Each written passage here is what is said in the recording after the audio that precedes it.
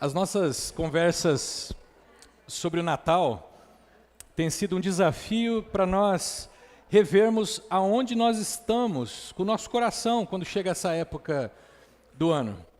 É bem possível que a gente, eu não sei você, mas é bem possível que a gente também tenha sido tomado por essa cultura que tem o Natal não como uma lembrança do nascimento de Jesus, mas como uma época do ano para a gente festejar, uma época do ano para a gente comprar, para a gente dar presente, para a gente reunir com a família, uma época do ano para a gente fazer caridade.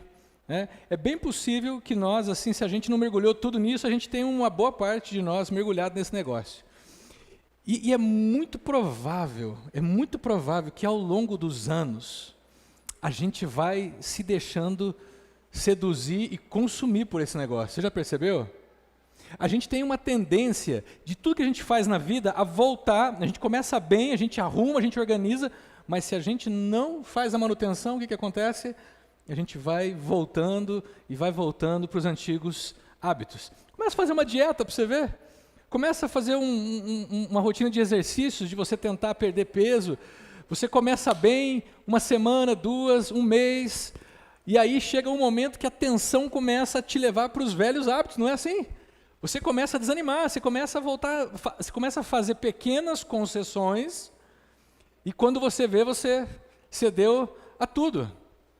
Esse é o perigo da gente como discípulos de Jesus, numa época de Natal, a gente perceber que nós estamos, na verdade, mergulhados na mesma cultura que aqueles que não conhecem a história estão. E aí, para nós, essa época do ano vira só uma época mágica, uma época de férias, uma época de comer bastante, mas a gente passa longe de se lembrar o significado do Natal.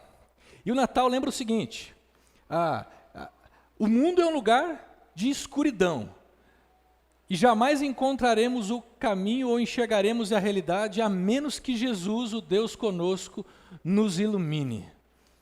Então, para nós não sermos tragados por essa mentalidade, nós precisamos que constantemente a luz de Jesus ilumine a nossa vida e não nos deixe nos perdermos, não deixe a gente se perder no meio dessa cultura e nos esquecermos daquilo que de fato significa o Natal. Porque o Natal, a gente já falou algumas semanas aqui, ele é a época mais maravilhosa do ano, mas também é a época mais ameaçadora da história. Por que ela é a mais ameaçadora? Porque nessa época nós lembramos que a luz de Deus veio até nós e nos iluminou. E se ela nos iluminou, ela botou às claras tudo que nós somos e quem nós somos. E se você é iluminado por inteiro e você se vê sem poder se esconder, isso pode ser um problema para mim e para você.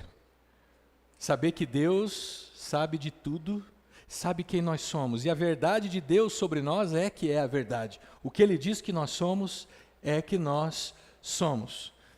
E a Bíblia diz que nós somos pecadores, destituídos da graça de Deus, gente que rompeu a relação com Deus, gente que constantemente quer fazer a sua própria vontade, gente que constantemente quer seguir os seus próprios desejos e anseios, gente que tem intenções no coração complicada, gente que, se fossem julgadas ao pé da letra, seriam condenadas.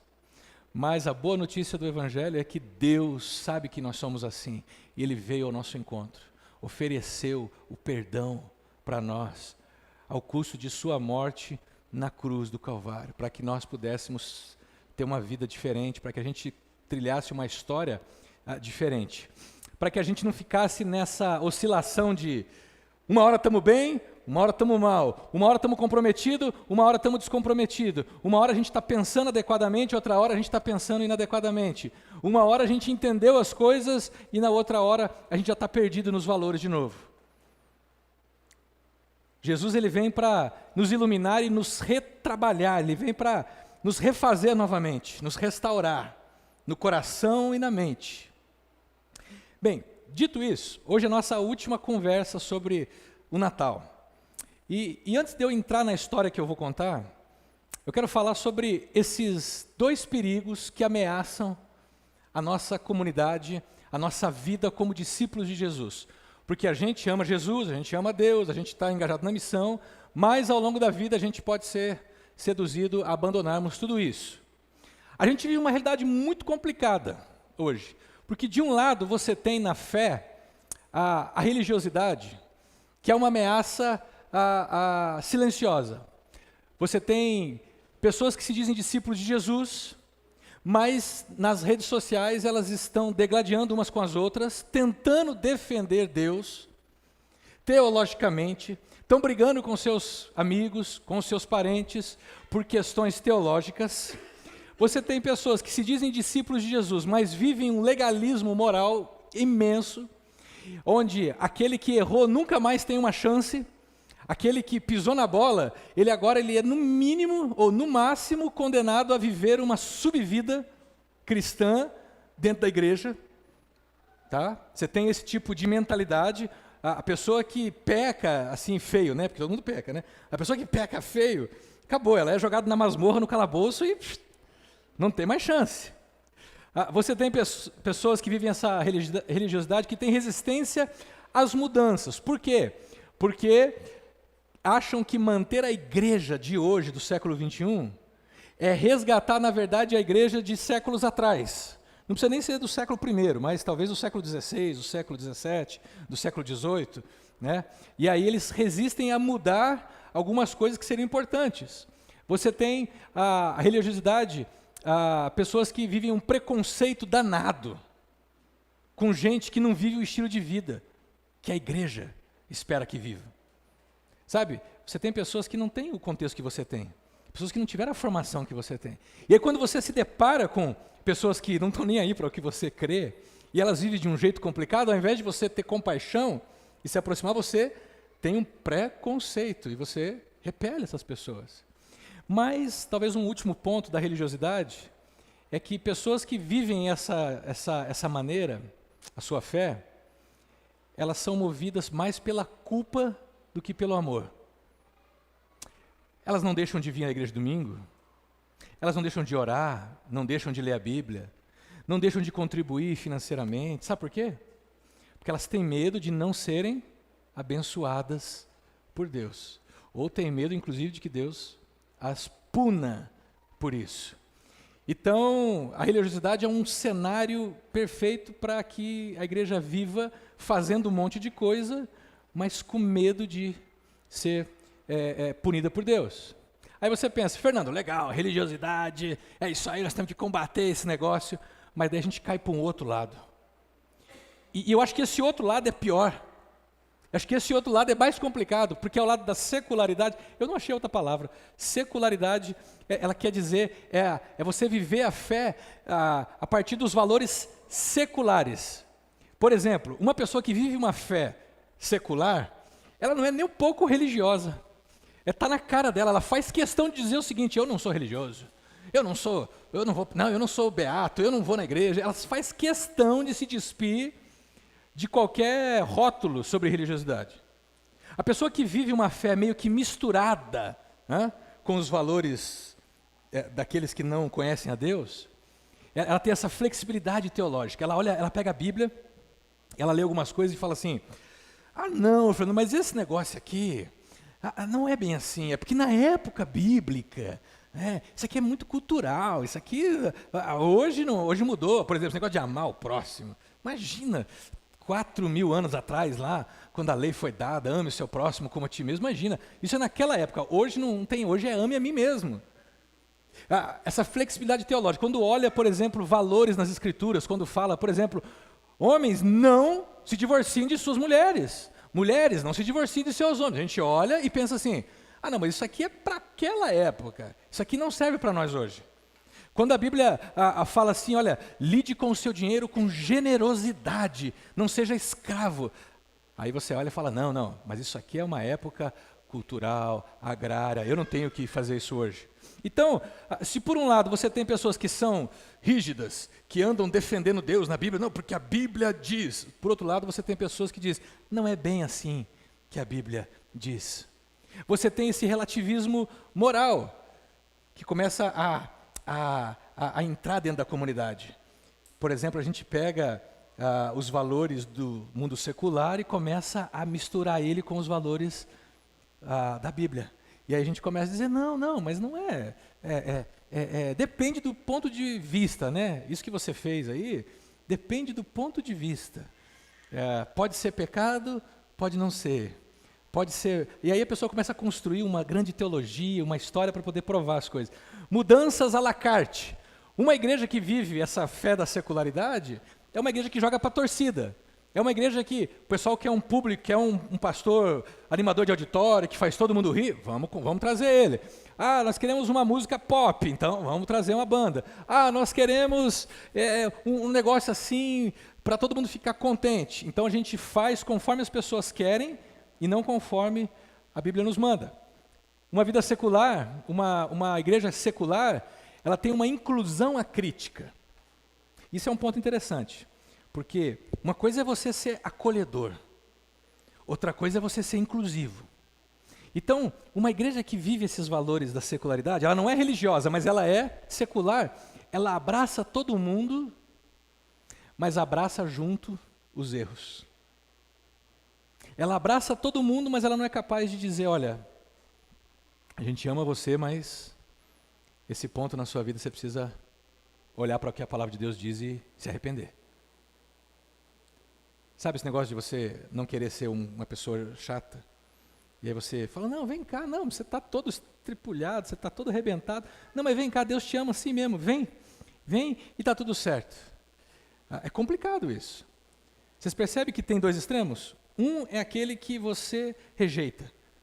Outro é aquele que você abraça, mas não trata as coisas que têm que ser tratadas. E a fé vivida do ponto de vista secular é uma fé vivida a partir do prazer. Sabe o que é o prazer? Eu faço quando eu tenho prazer. Então eu leio a Bíblia quando eu tenho prazer, eu oro quando eu quero, eu vou à comunidade quando eu quero, eu participo dos grupos de vida quando eu quero, eu tomo decisões na minha vida quando eu estou com vontade. Se hoje eu não estiver com muita vontade, eu não vou fazer a coisa certa, eu vou fazer a coisa errada. E aí a gente vai misturando as coisas. Por que a gente não consegue achar o caminho do meio? Do meio não, o caminho certo. E a gente sempre pende ou para um lado ou para o outro. Eu falei anos aqui nessa comunidade sobre graça de Deus. Mas daí o pessoal pega a graça e barateia ela. Graça, a gente pode fazer tudo. Pô, não é. Não pode fazer tudo, não. Você pode fazer tudo que Deus quer, não tudo que você quer. Por que a gente não consegue estabelecer um ponto na nossa caminhada cristã onde a gente ganha consciência do que de fato é a vida cristã? Não é nem ser religioso demais, mas também não é ser secular demais. O religioso, ele veste uma máscara. Você não sabe o que tem por trás dele. Mas o cara que é secular, ele veste outra máscara, só que a máscara dele não é de nada. Ele parece ser uma pessoa bem resolvida. Não, o que é isso? Eu estou tranquilo. Mas por dentro, ele mistura os valores de Deus com os valores dele, conforme ele quer.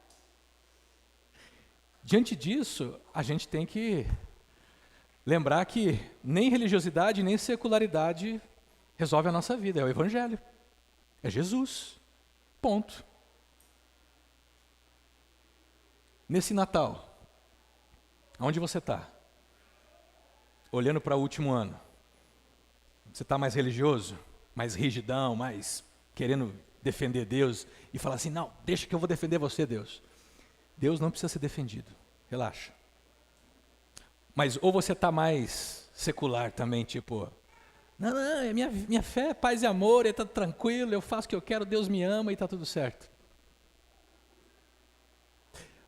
O Natal ele vem para te lembrar todos os anos que você precisa crer em Jesus. Jesus sabe que você e eu somos rebeldes. Jesus sabe que eu e você seguimos o nosso coração e os nossos desejos.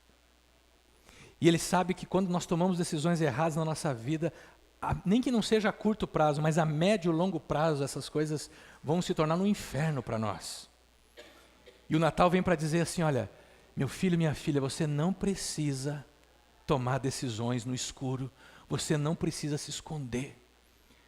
Você é livre para tomar a decisão correta. Essa graça de Deus tem gerado em nós o impacto que deveria?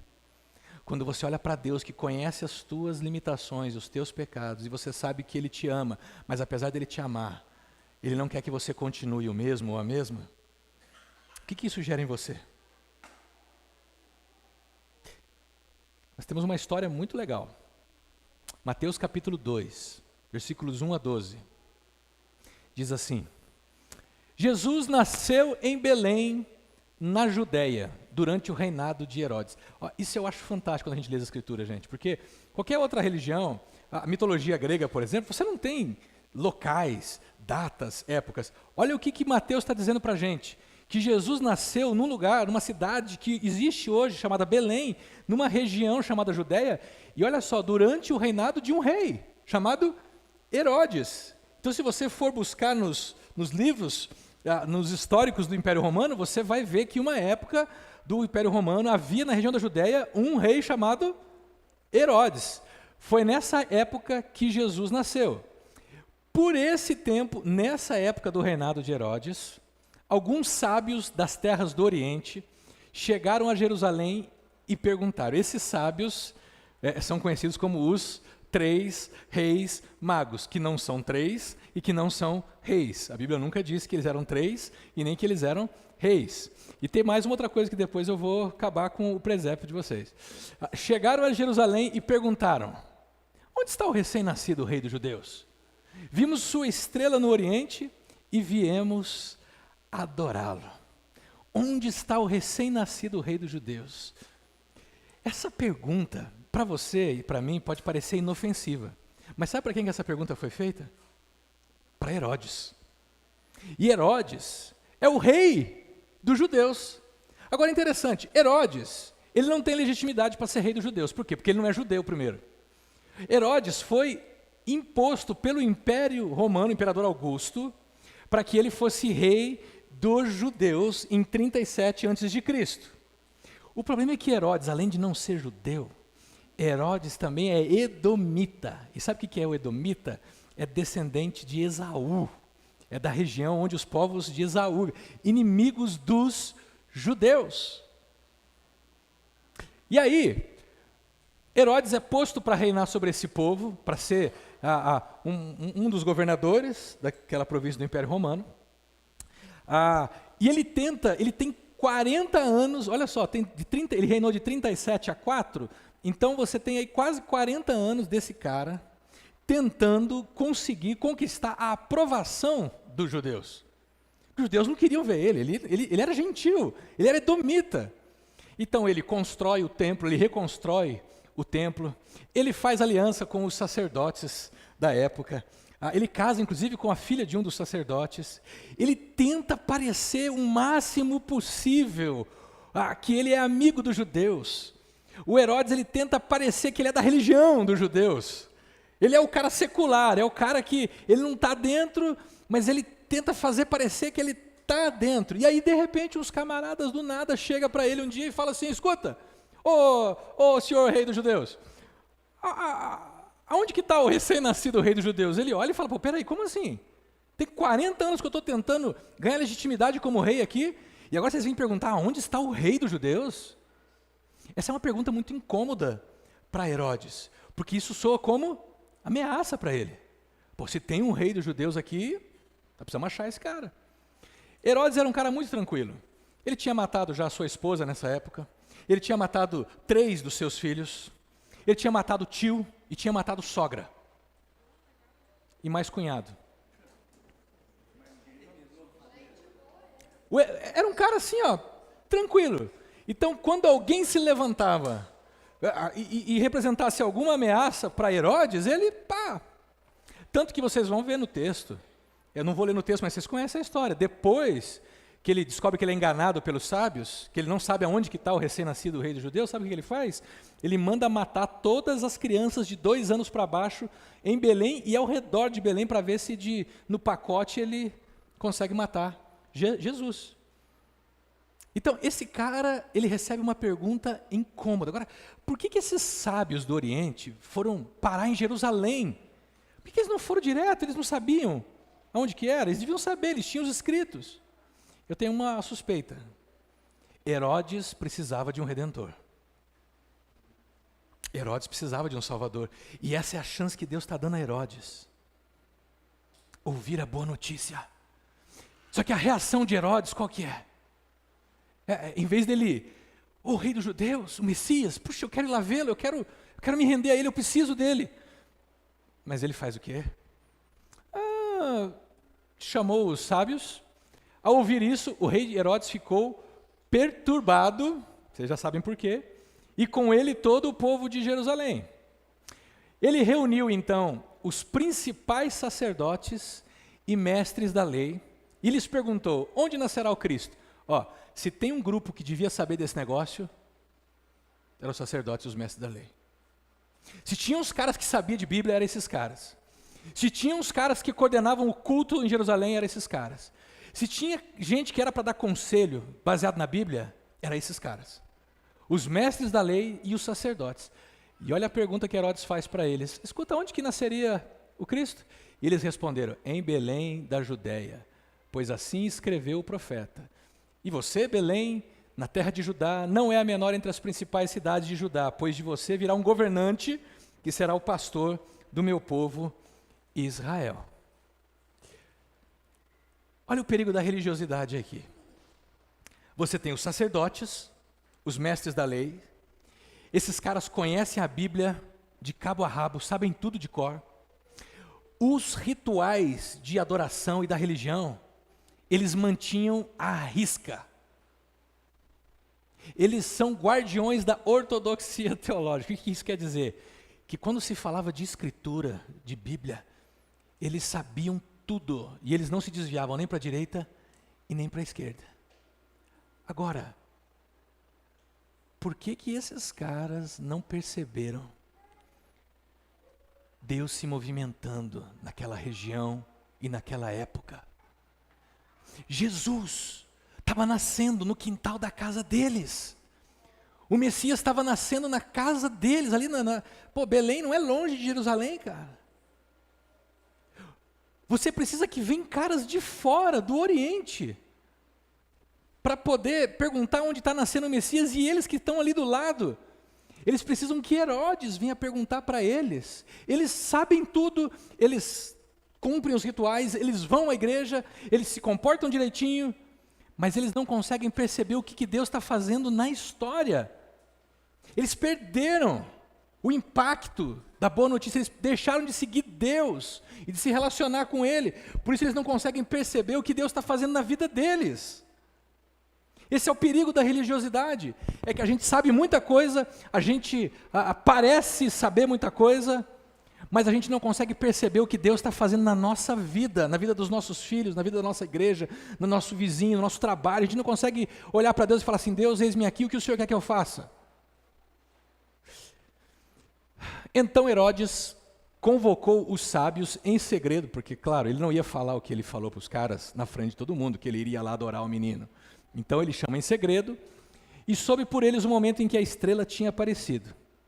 E aí, olha a pinta de piedade de Herodes. Vão a Belém, procurem o menino com atenção, hein? Quando o encontrarem, voltem e digam-me para que eu vá e também o adore. Olha a máscara de piedade dele. Não, vamos. Herodes é esse cara da secularidade. Ele mistura as coisas. E ele, inclusive, ele consegue parecer que ele é piedoso. Mas no fundo do coração dele, o que ele queria era: vão, quando o encontrarem, voltem e digam-me para que eu vá e o mate.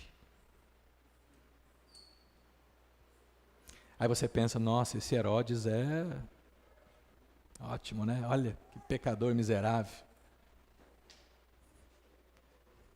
E nós? A gente não é tão religioso quanto os mestres da lei, mas a gente é tão largado quanto Herodes. A gente está em busca de algumas coisas e para ganhar algumas coisas a gente mente.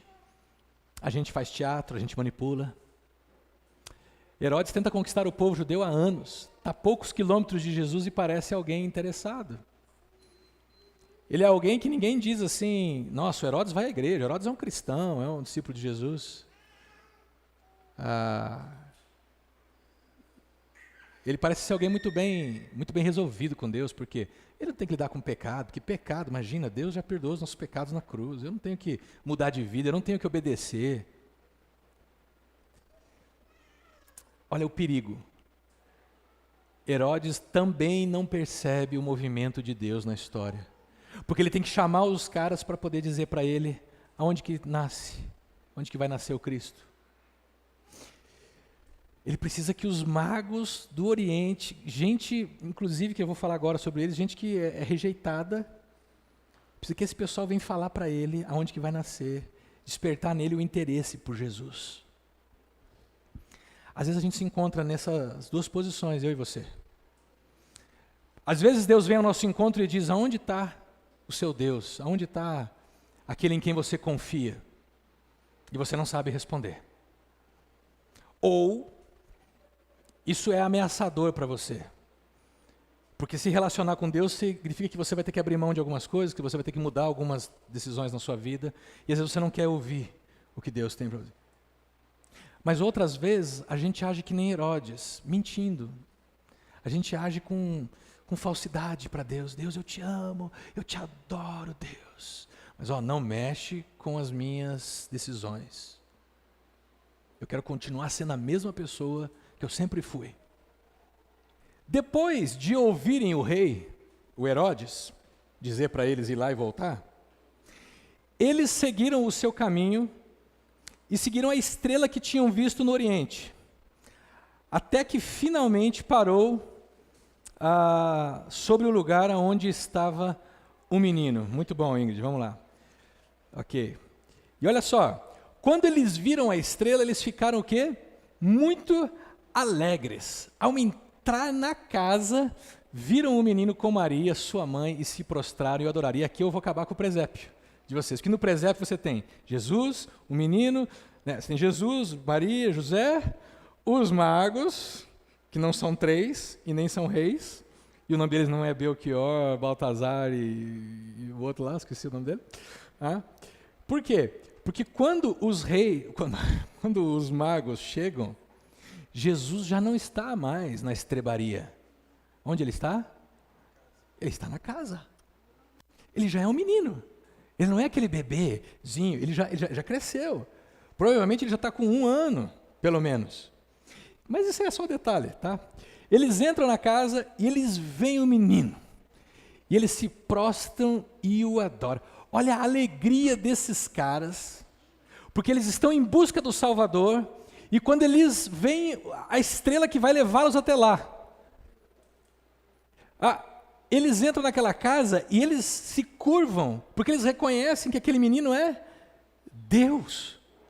E eles rendem a sua vida, eles os adoram. E aí eles abrem os seus tesouros. Eles pegam tudo que eles têm de mais precioso e entregam para esse menino, porque eles entenderam que tudo que eles têm agora não vale mais nada frente ao que aquele menino representa.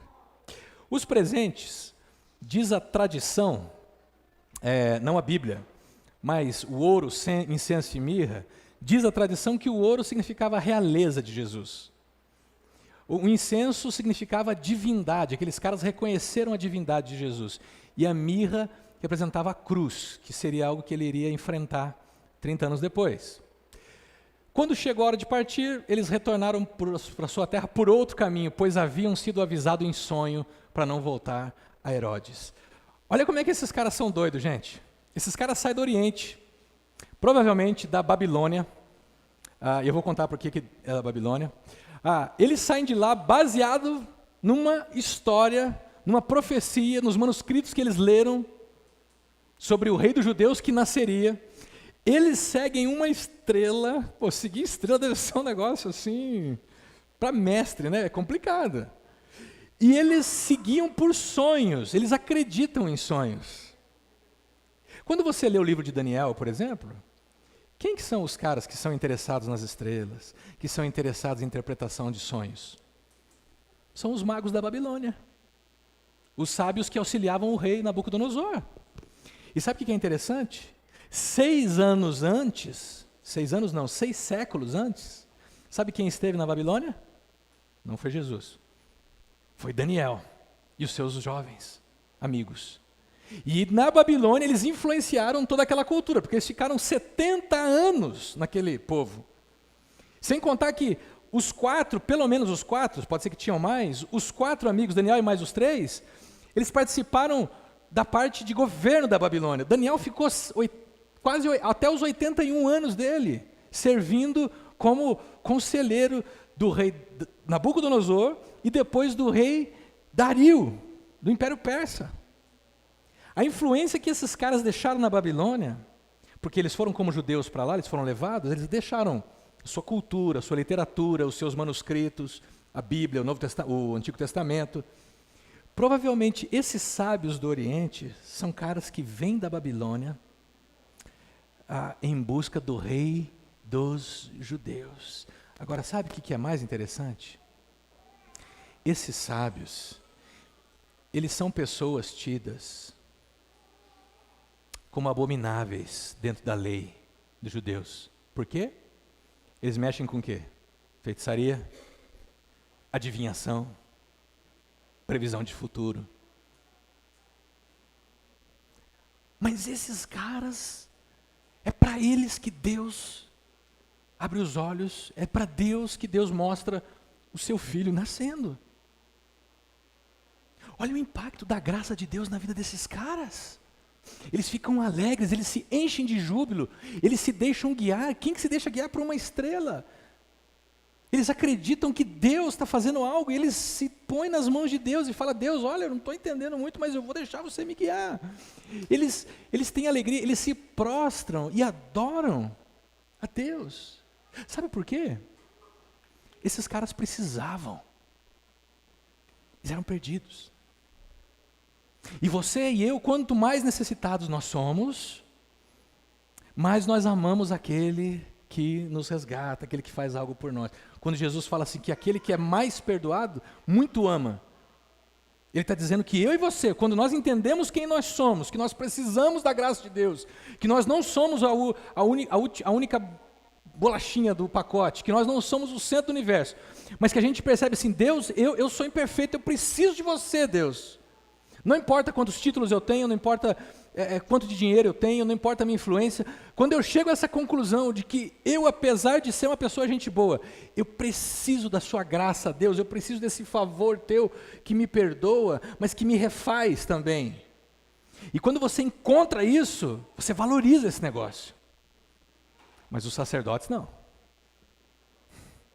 Os religiosos não. Já ficou tão comum o negócio para eles. Eles já estão ouvindo isso há tanto tempo, para eles virou um negócio assim, estou cansado de ouvir sobre isso. Talvez porque eles não olharam para dentro de si e perceberam o quanto eles precisavam de Deus, e por isso a graça de Deus não impacta eles. É por isso que eu e você começamos a seguir Jesus, e passam-se alguns anos, e a gente começa a parecer que estamos seguindo Jesus, mas não estamos mais. No começo é o amor.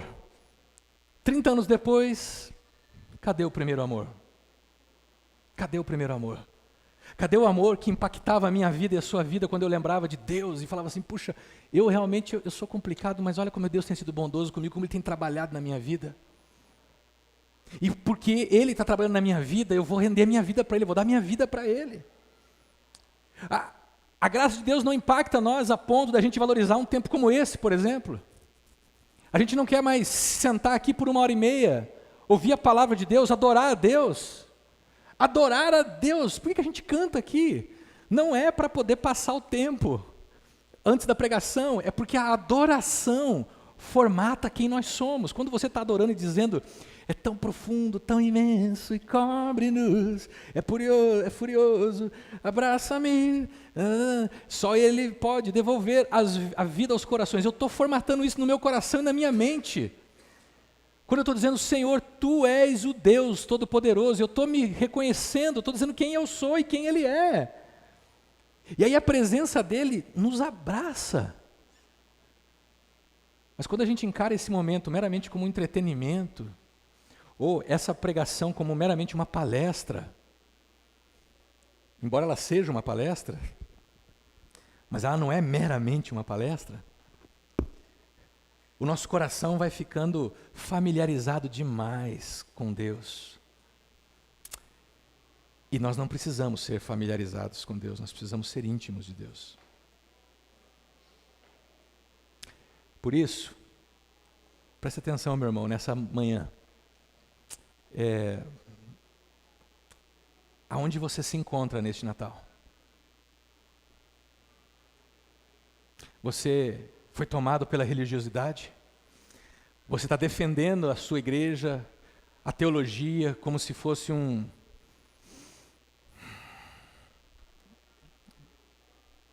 como se essa fosse a sua missão, defender Deus? Quando alguém fala contra Jesus nas redes sociais, você vai lá e fica infernizando a vida da pessoa? Você não precisa defender Deus por causa do filme aí que estão lançando aí, gente. Esquece isso. Isso é normal, pô. Jesus incomoda. Porque a vida de Jesus, ela é interessante, porque quando a gente olha para Ele, automaticamente a gente percebe que tem algo errado conosco. Então, ou a gente se rende como os sábios, ou a gente tenta matar como Herodes.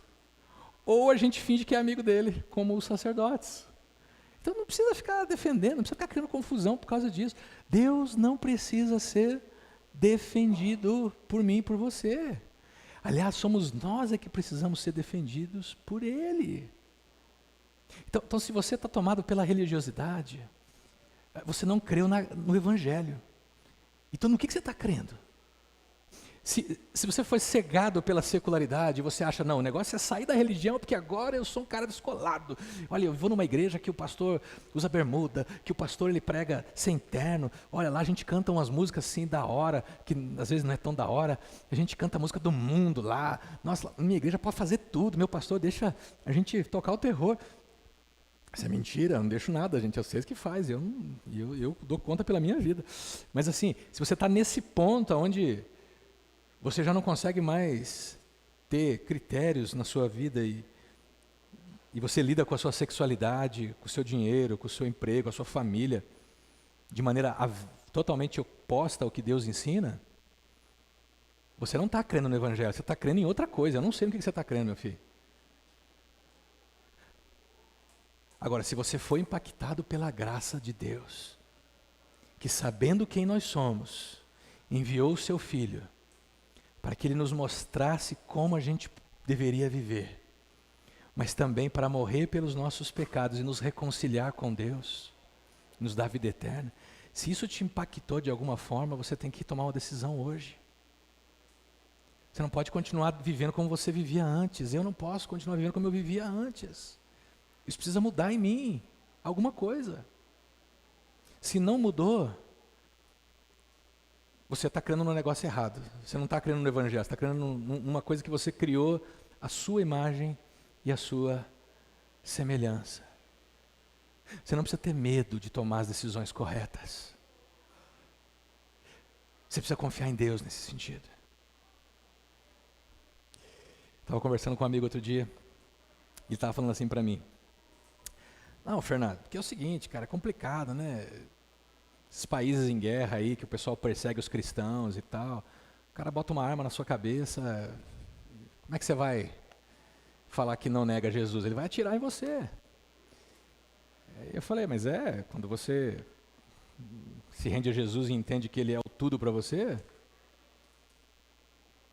acredite, nem a sua vida mais é tão valiosa quanto Ele. Está na mão dEle. Ele falou, é mais ou menos, como acontece aqui, um ladrão chega, põe um revólver na sua cabeça e fala, passa o dinheiro. Como é que eu vou fazer? Aí eu falei para ele assim, olha, se você for impactado pela graça de Jesus, você vai passar o dinheiro para ele. Você vai falar para ele, cara, pode levar, isso aqui não é importante para mim não. Pode levar tudo, inclusive vamos lá no banco, eu saco o que tem lá para você. Mudou sua mente. Mudou os seus valores. Só que a gente continua brigando por coisas que não valem. A gente continua brigando por ter razão, a gente continua brigando por sermos os corretos, para ganhar a briga. a gente continua brigando por causa do nosso orgulho. Quando em Jesus, aquele menino, que não é mais menino hoje, mas que veio de maneira tão frágil e vulnerável.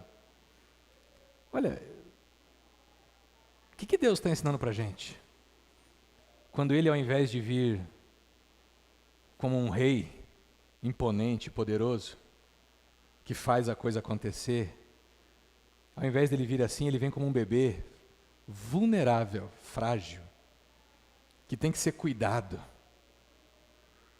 que tem que ser trocada a fralda dele, posto ele para dormir num lugar seguro. O que Deus está ensinando para a gente? O que Jesus está querendo dizer para nós? Será que Ele não está dizendo assim, olha, eu já disse para vocês como é que faz, deixa eu cuidar de vocês. Eu já me deixei cuidar, por que vocês não vão deixar eu cuidar de vocês? Abre mão da sua velha maneira de pensar. Esse é o Natal. Que tal no ano que vem? Não, esse ano não dá tempo mais. Eu não tenho nada contra a árvore de Natal, inclusive tem uma de 2 metros lá na minha casa, tá? Mas que tal no ano que vem, ao invés da gente, eu posso lembrar isso a vocês, sei que vocês não vão se lembrar, mas é uma ideia. Ao invés da gente ter uma árvore de Natal em casa, a gente não dá um jeito de arrumar uma manjedoura. E aí, você que tem costume de abrir os presentes debaixo da árvore e tal, ao invés de você abrir debaixo da árvore, você põe os presentes dentro da manjedoura. E aí você pode dizer para os teus filhos, netos, sobrinho, para quem você estiver dando presente, dizer, olha, o verdadeiro presente que Deus mandou para nós estava dentro de uma manjedoura. Estava ali, ó, ao nosso alcance. A gente podia chegar e adorar. Tanto que uns caras que nem eram judeus, nem moravam ali perto, esses caras vieram de longe. E eles ficaram pouco tempo ali, eles chegaram, olharam, se prostraram e falaram, pá, ganhamos a nossa vida. Ele não é o rei dos judeus apenas, ele é o rei da história. Ele é o rei da história. O que você vai fazer nesse Natal? Aonde que você está? Quais as evidências em minha vida de que, de fato, a graça de Deus tem me impactado?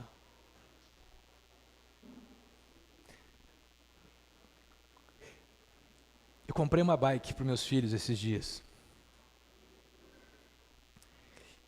E eles ficaram impactados com isso. O Dandan, então, se deixar, ele fica o dia inteiro andando de bike. Então, eu moro em apartamento, eu não posso ficar deixando eles na rua, então eu tenho que ir com eles, né? Então a gente vai andar, eu falo para ele assim, cara, onde nós vamos? Onde você quiser, meu, bora, quero pedalar. Então a gente vai para a lagoa, vai para os cantos aí e tal. Sabe qual que é a evidência que ele está impactado com esse presente? É que ele quer andar nele, ele quer andar de bike, ele quer curtir. Dá para dizer que ele não está impactado? Não. Como que a gente pode saber que você está impactado na sua vida com a graça de Deus? É o quanto você quer viver com Ele, se engajar na missão dEle, participar da comunidade dEle, servir as outras pessoas. Sim, é o quanto você está disposto a abrir os seus tesouros, inclusive os seus tesouros financeiros. Relaxa que eu não vou aproveitar por passar a sacolinha, mas... Sim, por que não? Abrir os nossos tesouros e se engajar nessa missão. A gente está atento ao que Deus está fazendo, só que nem todos. Nós estamos atentos ao que Deus está fazendo na nossa cidade, nossas famílias. Eu estou, como pastores aqui na comunidade, nós estamos atentos. Vamos deixar Deus nos conduzir nessa jornada ou a gente vai continuar fingindo, sendo religioso ou secular demais? Vamos botar os nossos talentos para funcionar. Vamos botar as nossas habilidades para servir ao outro, servir ao próximo, para que 2020 seja um ano diferente para a sua vida, mas também seja um ano diferente para a nossa comunidade. Um ano onde você pode servir outras pessoas, seja num grupo de vida, Seja sendo um anfitrião, seja sendo um líder de grupo de vida, seja cuidando de crianças, seja cuidando de mulheres, de adolescentes, de jovens, seja você tocando na nossa banda aqui, seja você ajudando na recepção, seja você cuidando de projetos sociais, seja você meramente contribuindo financeiramente. Por quê? Não. Se Jesus é o teu tesouro, não essa instituição não vale nada. Isso aqui é o método que a gente usa. Mas esse ambiente, esse corpo, isso aqui é valioso. Se Jesus para você é o Rei dos Reis, se prostra diante dele, reconhece que ele é o Senhor e abre os seus tesouros, ofereça para ele a sua vida e tudo que você tem. Para você não ser tomado pela mornidão, para você não ficar inerte, mas para você perceber o que Deus está fazendo. E aí você vai ver o seguinte: quando os seus olhos são abertos e você percebe o que Deus está fazendo, puxa, você pensa assim, por que eu não vi isso antes? Porque talvez você estava engajado num outro projeto, projeto de Herodes, projeto de poder. Abre mão desse negócio nessa manhã, meu querido. Se rende ao Rei dos Judeus, se rende ao Rei dos Reis, ao Deus conosco, se rende ao Pai da eternidade, ao maravilhoso Conselheiro, ao Deus forte, ao Príncipe da paz. Ah, mas eu não sei, eu não entendo. Os sábios também não entendiam, mas eles foram, e você hoje está ouvindo essa notícia. Hoje não, você tem ouvido essa notícia por meses, alguns de vocês por anos. Segue o menino, segue Jesus, e você vai ver como que as coisas ao longo da vida vão ficar claras para você. Que tal a gente ter um tempo de reflexão de Natal? E se você concluir que você precisa voltar ao impacto da graça, não é para você dizer, então agora eu vou ser impactado. Não, é para você orar e dizer, Deus, traz de novo sobre mim o impacto desse teu amor que me constrange e que me faz não através da culpa, mas através da gratidão e alegria ir na tua direção e te servir com a minha vida. Faz isso, Jesus, em cada um de nós aqui para a gente não se perder. Faz isso, Pai, nas nossas famílias, nos nossos círculos de amizade, Jesus. Usa a gente para ser esses instrumentos teus, de pessoas que estão impactadas pelo que o Senhor fez na história e se colocam à tua disposição. Por favor, Jesus, faz isso. Tira de nós o ceticismo, o desânimo. Tira de nós a indiferença com a qual nós te tratamos, Senhor. Restaura o nosso coração, o nosso ser, os nossos valores, para que a gente saia daqui nessa manhã, Jesus, decididos a tomar as decisões que o Senhor quer que a gente tome. Que a gente se arrependa, sim, dos nossos pecados e trilhemos uma vida de obediência ao Senhor, mas com o coração alegre, porque a tua graça nos alcançou um dia. Essa é a nossa oração a ti. Amém e amém. Que a graça de Jesus, o nosso Salvador e Redentor, que o amor de Deus, o nosso Pai que enviou o seu Filho para que todo aquele que nele crê não pereça, mas tenha a vida eterna, e que o Espírito Santo de Deus possa restaurar no meu e no seu coração a alegria de sermos agraciados por Ele. Que isso faça algo fantástico nas nossas vidas, desde hoje e para todo sempre. Amém.